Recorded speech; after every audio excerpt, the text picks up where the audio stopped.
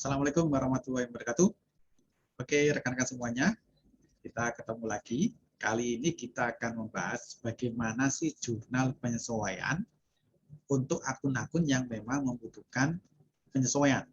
Sebagaimana yang sudah saya jelaskan di video sebelumnya.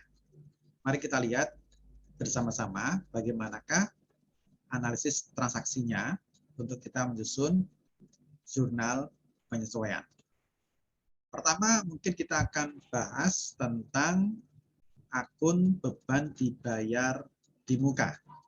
Jadi, sebagaimana definisinya yang sebelumnya, rekan-rekan semuanya, di sini perusahaan itu telah menerima telah membayar kas ya, telah melakukan kasnya sudah dibayar ya, kas sudah dikeluarkan, tetapi barang atau jasa itu belum diterima. Nah, pada saat perusahaan ini mengeluarkan kas, maka kita akan mendebitnya itu sebagai misalkan sebagai biaya dibayar di muka. Nah, biaya dibayar di muka ini macam-macam rekan-rekan semuanya. Intinya adalah apapun itu yang perusahaan itu mengeluarkan biaya, mengeluarkan kas ya untuk mendapatkan barang atau jasa, tetapi belum diterima barang dan jasanya itu. Ya apapun itu, apakah bisa dianggap sebagai uang muka, misalkan gitu ya, ataukah bentuknya itu dalam bentuk uang sewa, misalkan uang sewa sudah dibayar dan sebagainya, seperti itu ya. Nah, ini semua kita akui sebagai aset di awal ya. Semua diakui sebagai aset. Nah, ini kreditnya adalah otomatis kas. Ya. Ini adalah pengakuan sebagai aset. Nah, pada saat barang dan jasanya ini sudah kita terima, maka saat itulah kita akan melakukan penyesuaian atau updating. Penyesuaian atas apa? Atas akun beban. Sekali lagi, kita mengakui sesuatu itu sebagai beban karena perusahaan itu telah menerima barang atau jasa. Ya. Nah, di sini maka kita akan mengakui proses penyesuaiannya adalah akan mengakui adanya beban. Ya, beban apa gitu ya. Kemudian nanti kreditnya adalah apa? Yaitu biaya dibayar di muka. Nah, seperti ini ya. Jadi seperti ini rekan-rekan semuanya. Disinilah proses pengakuan sebagai beban. Jadi pada saat awal pertama kali ketika perusahaan itu mengeluarkan kas itu diakui sebagai aset. Pada saat sudah diterima barang atau jasanya itu baru kemudian diakui sebagai beban. Kita mungkin bisa membuat sebuah contoh gitu ya. Misalkan perusahaan itu telah membayar uang sewa. Jadi uang sewa. Ya, uang sewa. Uang sewa ini misalkan senilai 100 juta misalkan untuk 5 tahun. Untuk 5 tahun. Nah, jadi pada saat mengeluarkan uang sewa pertama kali, ini perusahaan belum menikmati ya, belum merasakan jasa sewanya. Ya, karena baru dibayar pertama kali itu belum menikmati sewanya begitu ya. Maka pada saat seperti ini kita akan menjurnalnya itu diakui sebagai aset. Ya, sebagai aset yaitu apa? Kita sebut sebagai sewa dibayar di muka. Sebesar berapa? Sebesar 100 juta. Kemudian kreditnya adalah kas sebesar 100 juta. Inilah pengakuan sebagai aset. Nah, kapan kita melakukan penyesuaiannya? Penyesuaiannya adalah ketika ini, kalau ini kan memang dinikmati setiap hari ya, setiap hari itu harus dilakukan, sebenarnya setiap hari itu harus dilakukan jurnal gitu ya. Tapi kan tidak efektif dan tidak efisien, ya, sebagaimana yang saya jelaskan di video sebelumnya. Nah, ini baru kemudian pada akhir tahun pertama. Ya, akhir tahun pertama ini sudah dirasakan manfaatnya. Jadi 1 tahun sudah sewa, 1 tahun sudah menyewa, ya, sudah sewanya. Ini berarti kalau 100 juta 5 tahun, berarti per tahunnya itu adalah 20 juta. Sehingga pada tahun pertama kita akan melakukan penyesuaian terhadap beban sewa. Jadi muncul di sini kita akui pada akhir tahun pertama adalah beban sewa sebesar berapa? 20 juta. Dari mana 20 juta? Karena ini setahunnya 5 tahun adalah 100 juta, begitu ya. Maka per per tahunnya itu adalah 20 juta. Ini adalah nilai manfaat yang diterima selama 1 tahun, gitu ya. Maka kita akui itu sebagai karena perusahaan sudah menerima sewa, gitu ya, sudah merasakan sewanya selama 1 tahun, yaitu sebesar nilainya adalah 20 juta. Kemudian di sini kreditnya apa? Yaitu sewa dibayar di muka. Sebesar berapa? Sebesar 20 juta. Sehingga pada akhir tahun pertama itu sewa dibayar di muka ini ada di neraca, ya, ada di neraca, itu akan tercatat bukan 100 juta lagi, tapi 100 juta dikurangi dengan 20 juta, yaitu sebesar 80 juta di sini. Ya, kenapa kok berkurang dari 100 juta 80 juta? Karena sudah dimanfaatkan, ya, atau sudah diterima sewanya sebesar 20 juta ini, gitu ya. Jadi ini yang terjadi, ya. Jadi ini adalah untuk beban dibayar di muka. Sekarang kita lihat bagaimana dengan jurnal yang lainnya. Misalkan ini adalah untuk pendapatan diterima di muka. Pendapatan diterima di muka ini itu kebalikannya dengan sewa atau biaya dibayar di muka tadi. Kalau di sini ini adalah perusahaan telah menerima kas. Ya, menerima kas, ya, sudah menerima kas ini, ya. Tetapi barang atau jasa ini belum diserahkan ke konsumen. Belum diserahkan ke konsumen. Jadi misalkan kita menerima pesanan, gitu ya, inden pesanan misalkan sebuah hotel, ya, sebuah hotel menerima pesanan 20 kamar misalkan, gitu ya, pesanan 20 kamar, tapi kamar itu sudah dibayar lunas semuanya, tapi akan ditempati kamarnya adalah 1 bulan yang akan datang, misalkan seperti itu. Maka misalkan, ya, menerima kamar, misalnya menerima ini pada saat menerima kas ini, ya, menerima kas pertama kali inilah diakui sebagai kewajiban. Yaitu di sini kita mengakui adanya kas, ya. Kemudian kreditnya adalah pendapatan diterima di muka, gitu ya. Ini di pengakuan sebagai kewajiban pertama kali, ya, karena kita sudah menerima kas tapi barang atau jasa belum kita serahkan atau perusahaan belum menyerahkan kepada konsumen, ya. Baru kemudian pada saat barang atau jasanya ini sudah diserahkan, maka dilakukan proses penyesuaian terhadap pendapatan. Nah, dapatnya apa? Di sini adalah pendapatan diterima di muka, ya. Kemudian kreditnya apa? Yaitu pendapatan. Inilah pengakuan sebagai pendapatan. Dari kewajiban kemudian diakui sebagai pendapatan. Kapan diakui sebagai pendapatan? Saat barang atau jasanya ini sudah diserahkan kepada konsumen. Bagaimana contohnya? Misalkan kita contohkan, ya. Misalkan ada hotel syariah. Hotel syariah.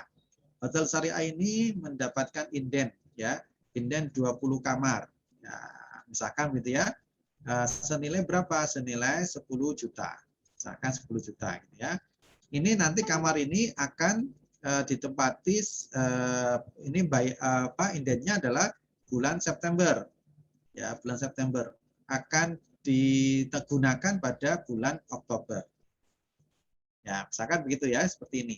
Maka pada saat Hotel Syariah ini menerima uang kasnya sebesar 10 juta pada bulan September ini, maka dia akan mencatat, yaitu kas sebesar 10 juta, kemudian kreditnya apa?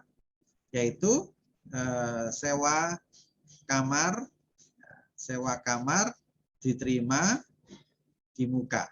Nah, sewa kamar diterima di muka sebesar apa? Sebesar 10 juta. Nah, nanti ini di neraca itu akan masuk ke sisi kewajiban, ya, sisi kewajiban di sini. Atau di sisi kewajibannya di sini ya. Nah, di sini akan tertulis nanti sewa kamar diterima di muka. Gitu ya. Nah, pada saat bulan ini pada saat bulan September ya.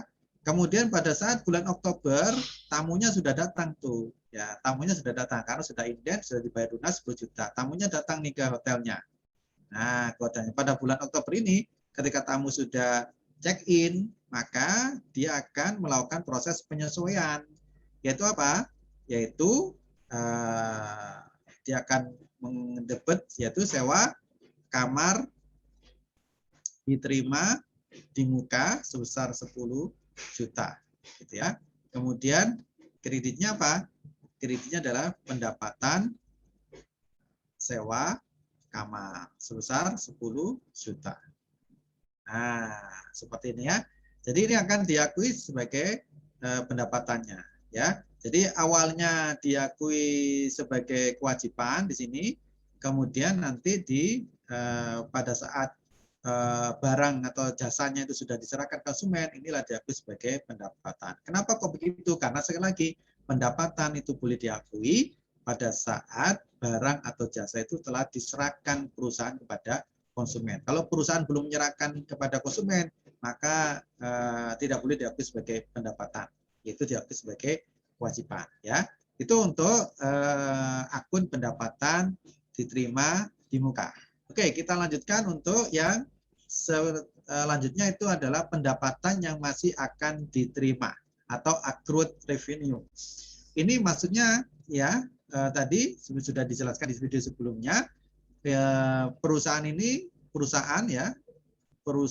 itu sudah menyerahkan barang atau jasanya ke konsumen. Ya, karena sudah menyerahkan barang atau jasanya konsumen, maka ini bisa diakui sebagai pendapatan.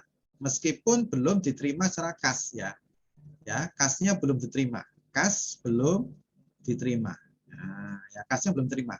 Maka untuk mengetahui seperti ini berarti perusahaan harus mengakui ada pendapatan meskipun kasnya belum diterima.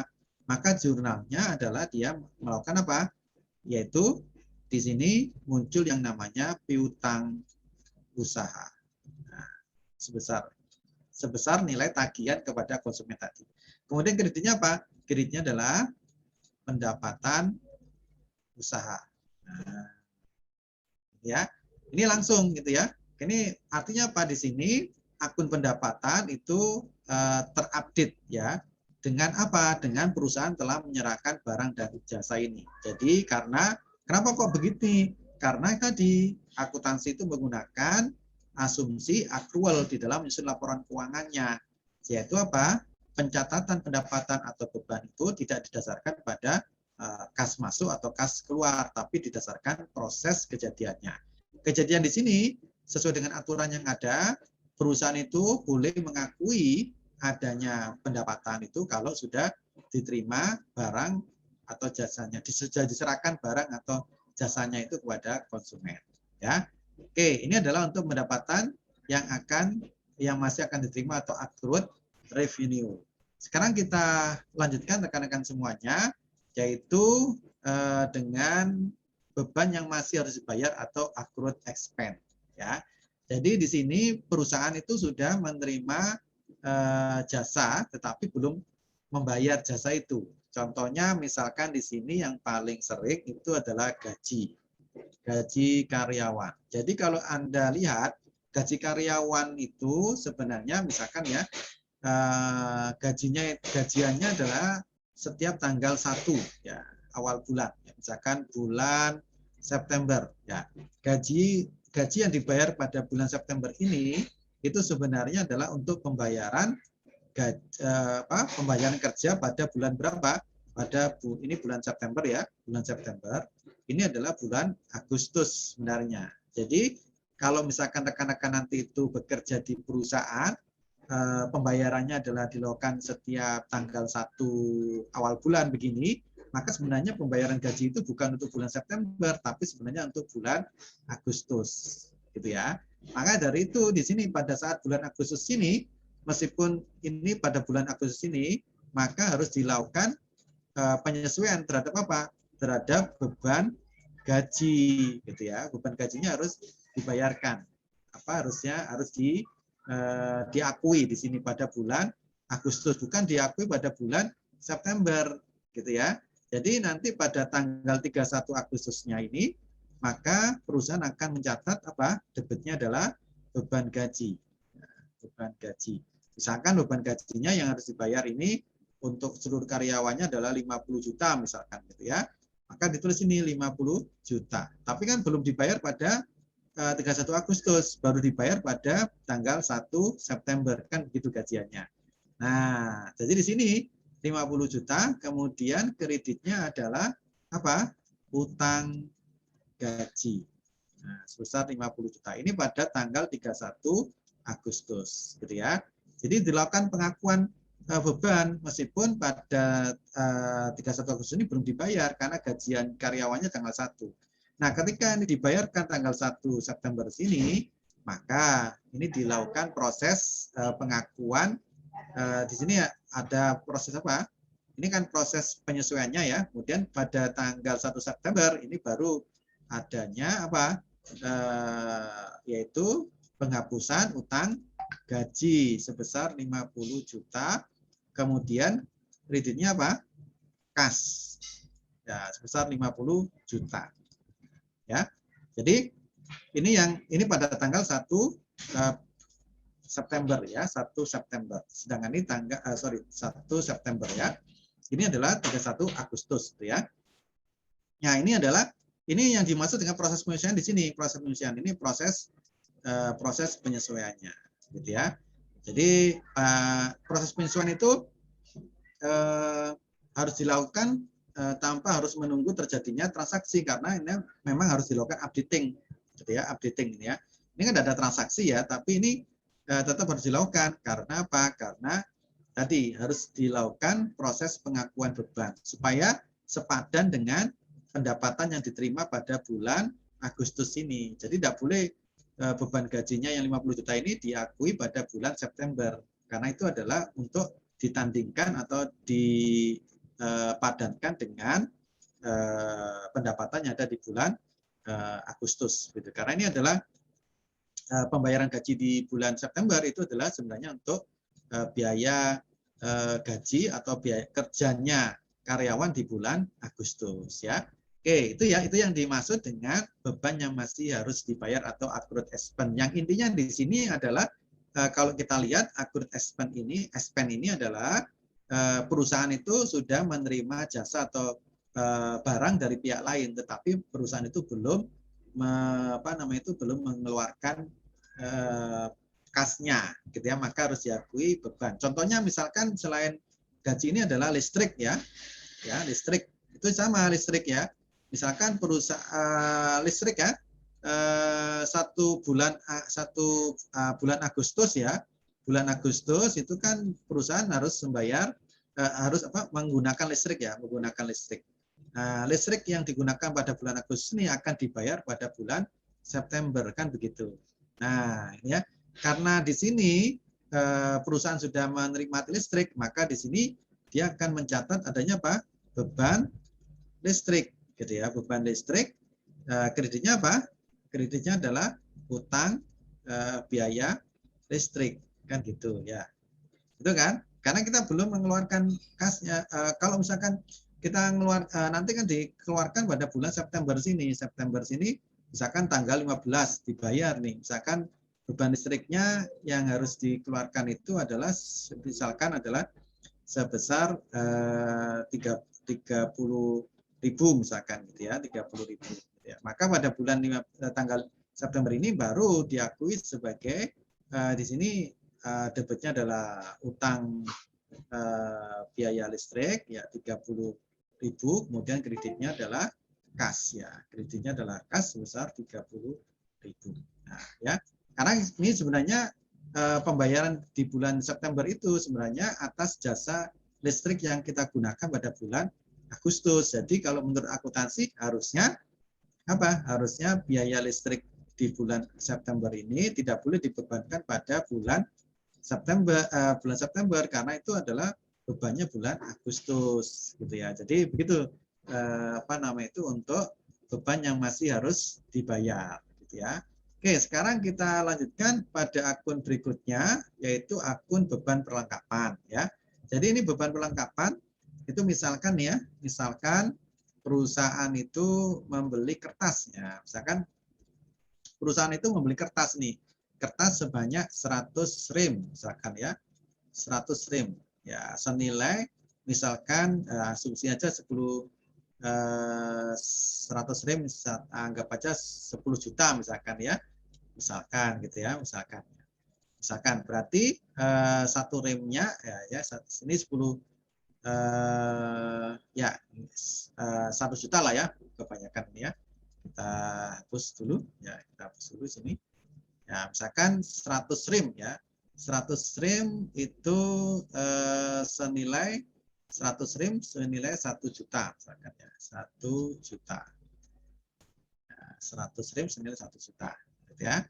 Nah, ternyata kemudian ini kan pada saat awal bulan tanggal 1 Agustus ya. Ternyata kemudian pada tanggal 31 Agustus ya, 31 Agustus ini pas saat dicek berapa sisa rem kertas yang ada, oh ternyata tinggal 10 rem. Tinggal 10 rem ya. 10 rem ini berarti senilai berapa ya? Ini kan kalau 1 juta itu adalah 100 rem 1 juta ya. Ini berarti satu remnya, ya, satu rem itu sama dengan 10 100.000 ya, 100.000 ya. Ya, 100.000 kan ya. Ya. Sorry, bukan 100.000 ya. Ini 100 rem ya, 100 rem. 1, 2, ini 1, 2, 3, 4 ya. Jadi 10.000 ya, 10.000. 10.000. Satu remnya 10.000 ya. Satu remnya 10.000. Ini 100 rem ya. Asumsinya aja asumsi ya. Asumsi. Ini satu remnya adalah 10.000 ya. 10.000. Ya, 10.000. Satu remnya 10.000 ya. Maka ketika tanggal 31/8 ini 31 Agustus ini itu tinggal 10 rem, berarti sisa kertasnya senilai kalau 10 rem berarti tinggal 100.000. Nah, 100.000 ya. Itu ya. Maka di sini pertanyaannya adalah berapa yang dikonsumsi? Ya, konsumsi kertasnya. Konsumsi kertasnya selama 1 bulan ini yaitu sebanyak 90 rem. Nah, kan sisanya kan 10 rem gitu ya. Awalnya adalah 100 rem, kemudian sisanya ada 10 rem, berarti yang digunakan adalah sebanyak 90 rem. 90 rem ini berarti sebesar 900.000 ya, 900.000 ya. Jadi berapa? Karena ini yang sudah digunakan 90 rem, berarti perusahaan itu telah menerima barang atau jasa ya, menerima barang atau jasa, artinya sudah memanfaatkan kertas. Nah, karena sudah memanfaatkan kertas inilah, maka ini diakui sebagai apa? Sebagai beban. Nah, maka pada tanggal 31 Agustus ini, maka perusahaan harus melakukan apa? Proses penyesuaian terhadap apa? Beban. Nah, debitnya apa? Debitnya adalah beban bahan habis pakai. Atau beban kertas ya, beban kertas lah ya, beban kertas. Sebesar berapa beban kertasnya yang dipakai? Yaitu 900.000 yang dipakai beban kertasnya 900.000 ya. Kemudian kreditnya apa? Kreditnya adalah kertas. Kertas ya sebesar berapa? 900.000. Karena pada saat pertama kali beli di sini karena beli tanggal 1 Agustus ini, belinya adalah pertama dia mencatat sebagai kertas ya, atau persediaan kertas besar 1 juta, kemudian kreditnya adalah kas sebesar 1 juta kan gitu. Ini pada saat pembelian gitu ya. Nah, setelah dipakai selama 1 bulan sebanyak 90 rim ya, itu setara dengan 900.000 ya. Maka itu diakui ini sebagai bebannya. Nah, maka di debat beban 900.000, kreditnya adalah kas 900.000. Jadi nanti sisa kertasnya nanti di neraca sini kertasnya tinggal 10 tinggal 100.000 ya, tinggal ini gitu ya. Kenapa kau berkurang? Karena sudah dimanfaatkan 900.000. Oke, itu adalah untuk beban perlengkapan ya. Bagaimana selanjutnya yaitu tentang penyusutan ya. Penyusutan ini sama dengan seperti dengan perlengkapan tadi sebenarnya, cuma ini misalkan ada aset nih ya, mesin misalkan mesin ya, mesin ini itu digunakan untuk operasional ya, operasional. Nah, operasional harian kan selama setiap hari itu kan ada mengeluarkan manfaatnya dipakai oleh perusahaan. Nah, ketika perusahaan ini memakai manfaat dari aset ini, maka harusnya setiap hari itu di jurnal itu ya, ada jurnal terkait dengan pengakuan beban. Ya, beban ya. Tapi ini kan karena tidak efektif ya, tidak efisien gitu ya. Ini kan pada saat beli mesin pertama kali kan debitnya adalah mesin ya, misalkan nilainya 1M misalkan ya, 1M. Kreditnya adalah kas sebesar 1M. Nah, ini kan terus ada terus ini ya. Cuma ini karena ada manfaat yang dipakai selama operasi, maka harus muncul adanya beban. Nah, misalkan ini, maka biasanya untuk mesin ini penyusutannya bisa per bulan, bisa juga per tahun, gitu ya. Misalkan ambil contoh aja, per bulannya itu adalah sebesar 1 juta, misalkan ya, per bulannya 1 juta penyusutannya. Artinya manfaat yang diterima atau manfaat dari mesin itu yang digunakan oleh perusahaan untuk produksi barang dan jasanya itu sebesar 1 juta. Ya, maka nanti di akhir periodenya dia akan mencatat beban penyusutan. Beban penyusutan mesin yaitu sebesar 1 juta. Kemudian kreditnya apa? Kreditnya itu adalah akumulasi penyusutan mesin sebesar 1 juta. Ya. Jadi nanti di sini di neracanya akan terlihat ini ada mesin, kemudian ini ada penyusutan. Penyusutan itu sebagai pengurang ya, akumulasi penyusutannya itu sebesar 1 juta. Nah, nanti untuk dasar penghitungan penyusutannya seperti apa itu nanti ada di bagian pembahasan tentang metode penyusutan tentang aset ya, nanti akan kita bahas pada pertemuan setelah UTS. Tapi ini gambarannya rekan-rekan semuanya terkait bagaimana sih jurnal dari akun-akun yang membutuhkan penyesuaian ya. Mudah-mudahan bermanfaat. Itu dari saya. Sekian, wassalamualaikum warahmatullahi wabarakatuh.